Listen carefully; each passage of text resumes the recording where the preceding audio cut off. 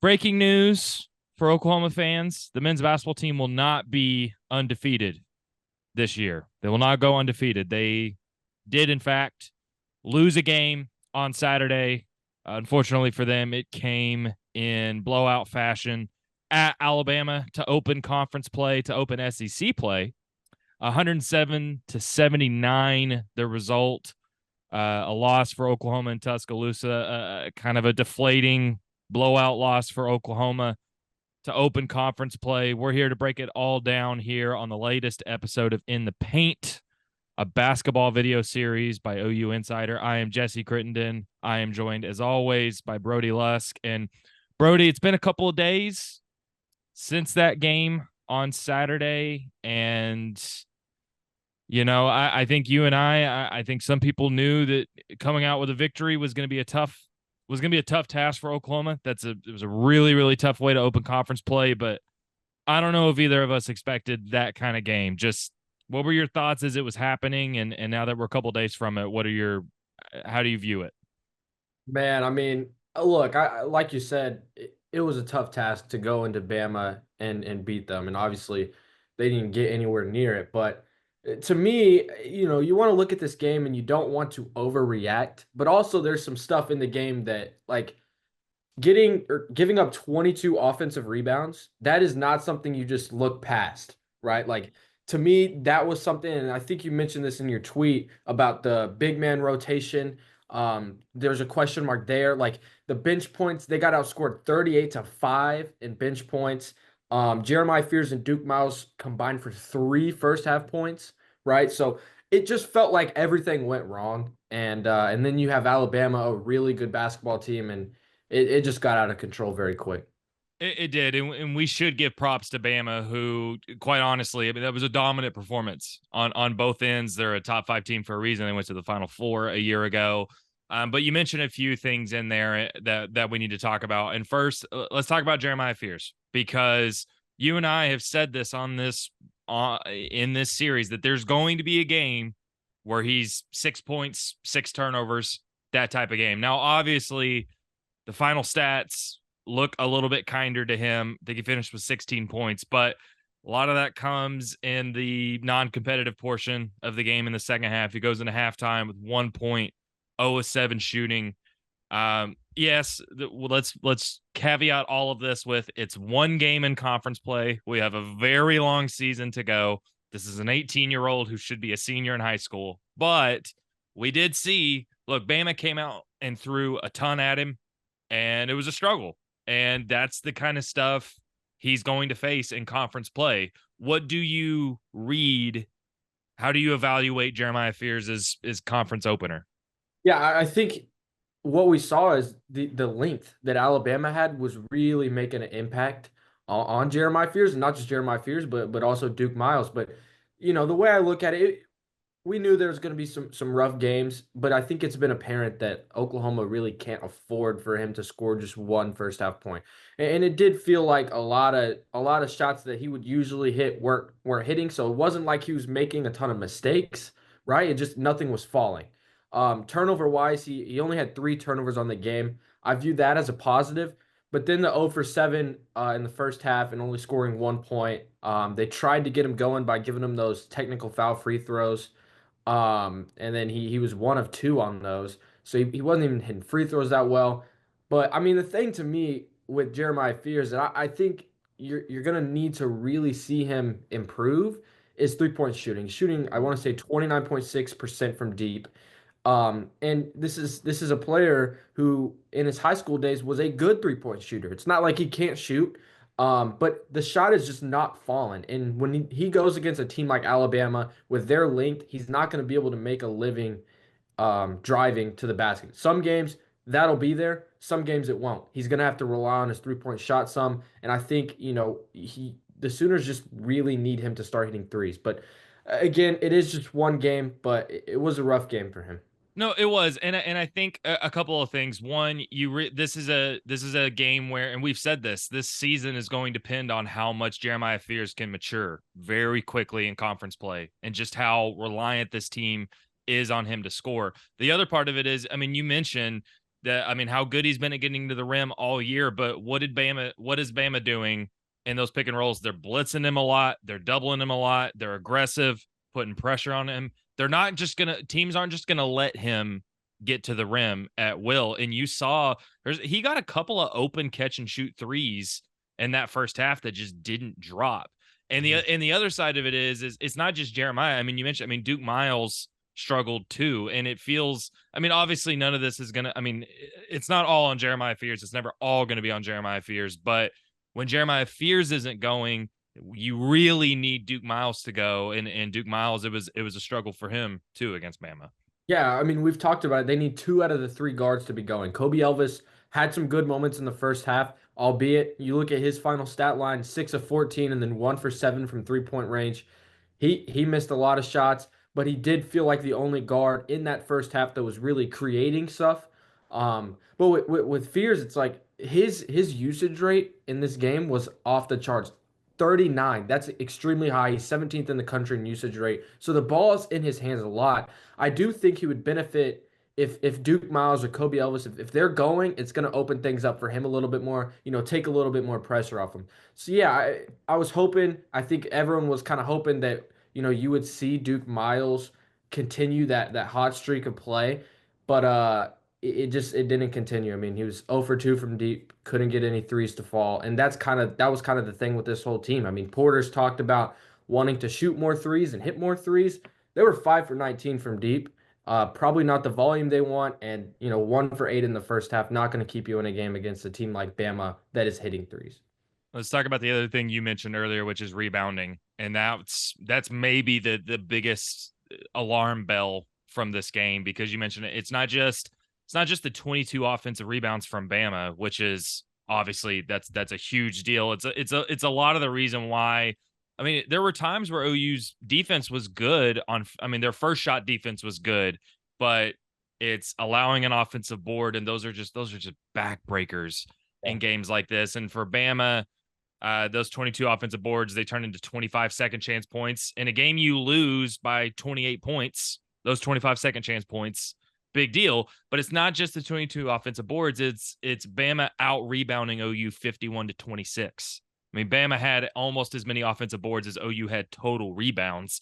And you want to isolate this to one game, and you think maybe this is a one game thing, but I mean, that's going to get tested. And you mentioned, I mean, I tweeted big man rotation is going to be a question, but just break it down. How concerned are you about this kind of rebounding performance, and what's going into that for Oklahoma? It's definitely concerning. I mean, just to see Luke Norweather and Mo Waggy both came in and they combined for 1 rebound, and it was an offensive rebound. And you're not asking them to rebound a ton, but I mean, you're gonna go in there and play the five. You got to grab a couple boards, but it's not even just them. The guards can help out in that aspect as well. But Alabama, they did a good job, but you should never allow 22 offensive rebounds to any opponent, right? And Sam Godwin down low was outmatched physically. He did end up with 15 points, 7 of 10. He provided stuff offensively, did a good job finishing. But there's just going to be games where you need Norweather or Waggy to step up. And the way I've looked at Norweather and Waggy is they're one big. Norweather's going to provide the shooting. Waggy, he's a physical hacker, right? That's more athletic. That's kind of the way I look at it. The problem was neither of them were able to get either of those aspects into the game, right? Norweather comes in 0 for 1 from deep. That's all they got him. Waggy, barely played 5 minutes. They've got to figure out the bench rotation, but they've really got to put an emphasis on rebounding, because you mentioned it's going to get tested. It's going to get tested on Wednesday night against A&M, number one offensive rebound percentage team in the country. But it's not just going to be that game. It's going to be all conference long. The SEC leads college basketball conferences in offensive rebound. So this has to get fixed, and this has to get fixed fast. I mean, I'm curious to get your take on this. That's definitely the number one concern for me looking at this team right now. Would you say the same? No, it is. And I think part of it's because it feels like Porter Moser and this coaching staff is their hands are tied a little bit when it comes to this big man rotation, because you kind of in these three guys with Muhammad and with Luke and with and with Sam Godwin, like Sam Godwin is your traditional Hmm. big, right? I mean, he's not a shooter. He's your screen and dive kind of guy. But when you only get 5 rebounds from him as your Yeah. starting center, that's not good enough, right? Then you look at the bench and it's Luke Northweather is a shooter. He's Hmm. not really doing much else. And Waggy, like you can't like if it's basically feels like this coaching staff is like, well, yeah, if we're gonna play Godwin, we're gonna only be able to do this and hope we get away with it. If we're playing Northweather, we're basically punting on the ability to get boards or provide rim protection. I think that's the thing is OU, when you look at this guard rotation and you see, well, Fears can do this, Fears can do that, Duke Miles can do this, Duke Miles can do that.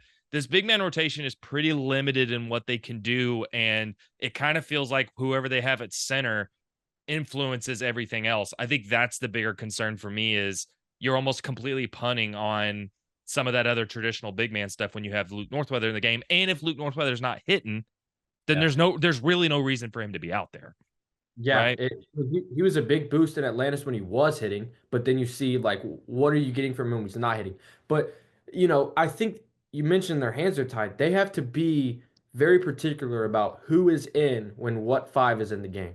Right. Uh, They had a point in time when Godwin and Norweather were both in the game at the same time. You have to have Jalen Moore in with Norweather, in my opinion.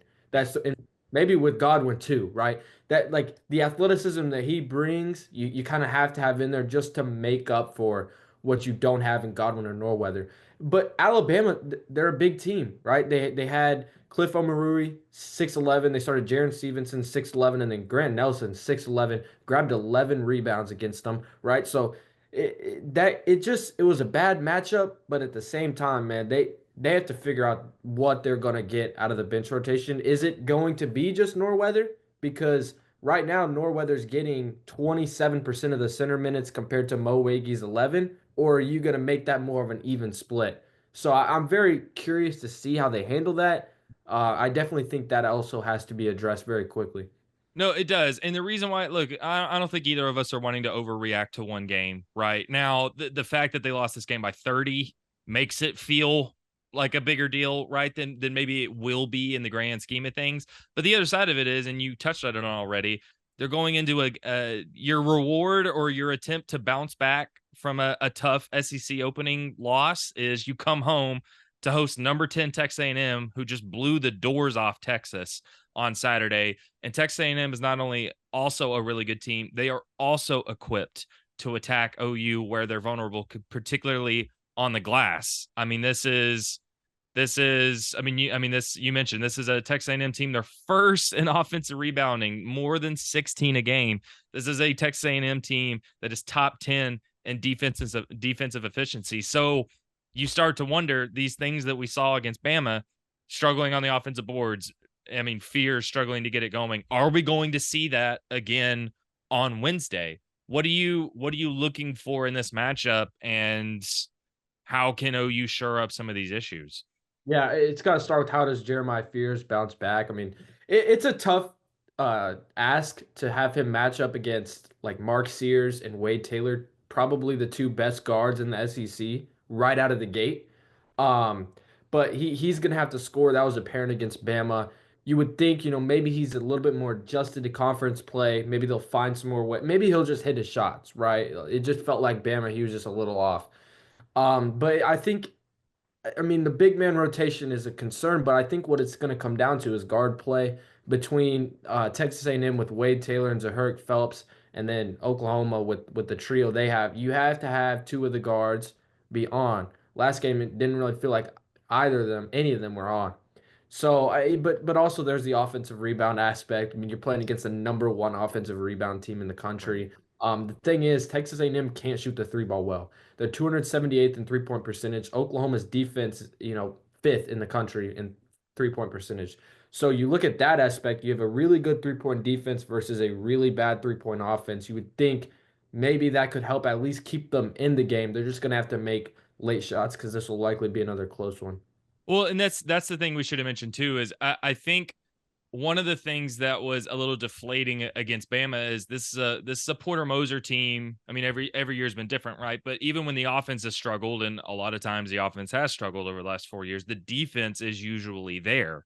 Now you come off of Saturday where that's not only the most points that OU has allowed in the Porter Moser era, but it's the first time they've allowed over 100. But that was against a Bama team that ranks number one in the country in scoring per game. That is not what you're finding here against Texas A&M. And part of the reason why Texas A&M is so good on the offensive glass is because they miss a ton of shots. I mean, Yeah. you mentioned their bad 3-point shooting. They're 156th in scoring, 76 per game, 76 points per game compared to 91 for Bama.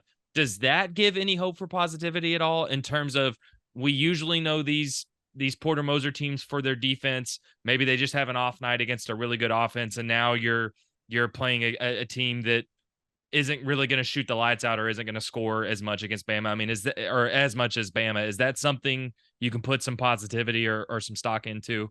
Yeah, I think you can definitely put some positivity into that. I mean, it's also their free throw shooting is worse than the SEC. They shoot 70% from the line, so they're not really good in any aspect offensively. So there's definitely positivity in that. You know, if Oklahoma can get hot, though, they could have the advantage on that side of the floor. But then you look at the other side, and you mentioned Alabama number one scoring offense.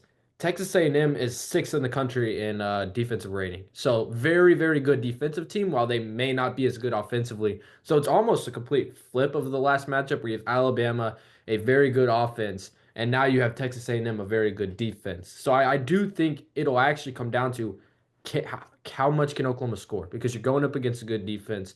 If you're not making the big shots late in the game, they have someone on their team, Wade Taylor, who will do that. He's experienced, has done it on the big stage at the NCAA tournament. And so this definitely feels like it could be more of a Big 12 style of game where it's very, just kind of like an ugly game. Those Big 12 games, very fighting back and forth defensively. So it feels like it could be like that because you're seeing two good defenses go up against each other.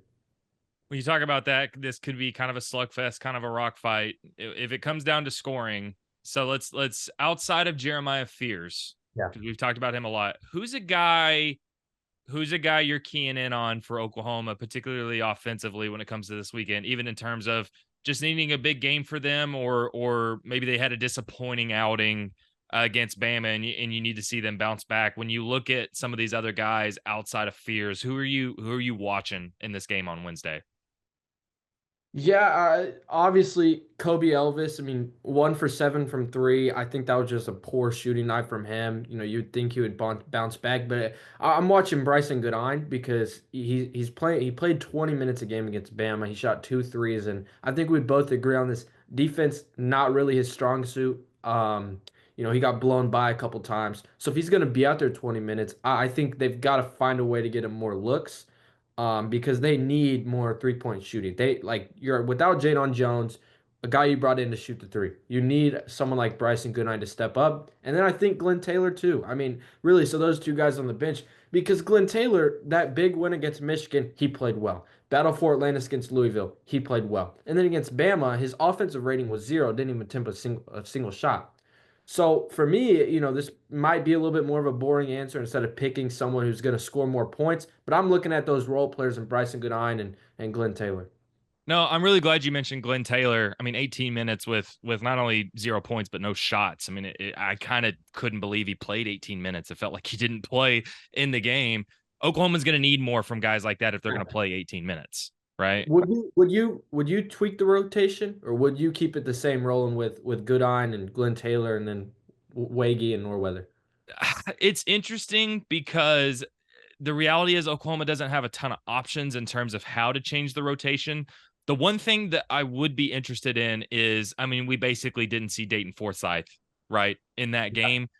Now, it's understandable in the sense of he's a freshman, you're opening conference play, it's at Bama. I do wonder, do you think they give him a little bit more run on Wednesday against A&M? Now, obviously, still not an easy matchup. A&M's really good defensively, but is that a guy you give more minutes to, particularly, if Fears or Duke Miles come out and they don't have it, do you go to Dayton Forsythe and see what he can give you?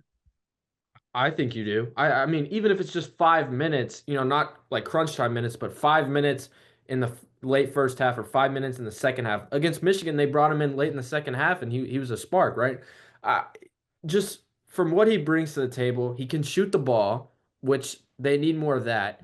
And to me, he's a little bit better defensively than a Bryson Goodine, right? So if Bryson Goodine's not hitting threes, I don't know how much you're getting from him compared to bringing someone in like Dayton Forsythe who can create a little bit more. He's tough, a little bit better defensively. So I think that's their only option as far as like what could you change on the bench. It feels like it is just Dayton Forsythe, but I would like to see them allocate a little bit more minutes to him instead of just playing Goodine 20 minutes. Now, if Goodine's going to be doing his thing, knocking down threes, yeah, play him 20 minutes. But I do think there would be something to just seeing what you can get out of Forsythe, albeit if that's just a few minutes a game. Well, and the reality is, if there wasn't going to be a willingness to play him in conference play, then there was no reason to play him in non-conference play, right? You could have just redshirted him, but he didn't just play in non-conference play. He had a role. Now, he wasn't playing 30 minutes a game, but he's getting 10 minutes a game in a lot of these non-con games. And the reality is, I think you do kind of need to see what you have in him, because when you mentioned, you look at the rest of the roster, if you're not getting threes from Goodine, if you're not getting some of those impact plays from Glenn Taylor, and I think the reality is when you look at someone like Jacob Fredson Cole, I don't know how much he's going to be able to give you. Your only real other option to kind of shake things up is Dayton Forsythe. I wanted to run one other name at you real quick, and he's a guy we didn't talk about. That's Jalen Moore, who had 20 against Bama. Now, I do think in some ways in that Bama game, he was kind of OU's only real source of offense. But some of that was, he had 7 at halftime. You kind of saw him force the issue a little bit in the second half. Is the answer to some of this going to need to be Jalen Moore just trying to make things happen? Is it going to come down to that? Doesn't that speak to the development of Jalen Moore that he scored 20 on Saturday, 20.7 boards, and we didn't mention him until the back half of this podcast, right? That 20 points last year, I want to say was very close to his season high. So he was much more aggressive in that second half, and it was good, right? I mean, because in the third quarter or the second half, the first part of the second half, they tied Bama 24-24. The game was already out of control at that point, but it did seem like he's much more aggressive, and it kind of opened things up. You saw Jeremiah Fears kind of get going in that second half, had 15 of his 16 points. So yeah, it very well could it could be right in front of us. It's just Jalen Moore being a little bit more assertive in the first half. Even though he was very assertive throughout the whole game. I was kind of confused as to why he was on the bench a little bit more in the first half. It felt like kind of, they needed to get him out there. But I mean, it was an impressive performance for him, and he's been doing it consistently this season.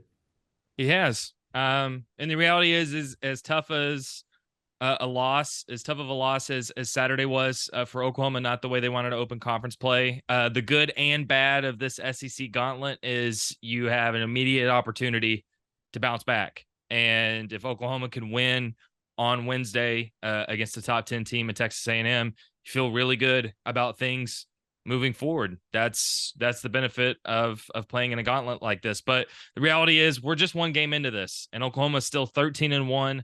All kinds of stuff ahead of them, all kinds of goals they can accomplish. Another big opportunity on Wednesday, I believe at 8 p.m. on SEC Network at the Lloyd Noble Center. We will have you covered here, both on the OU Insider YouTube channel. Make sure to like and subscribe here, and over at OUinsider.com. Become a VIP member if you're not today. All kinds of coverage from Brody and I, both on Wednesday and through the rest of the basketball season. You're not going to want to miss a thing. As always, appreciate you guys tuning in.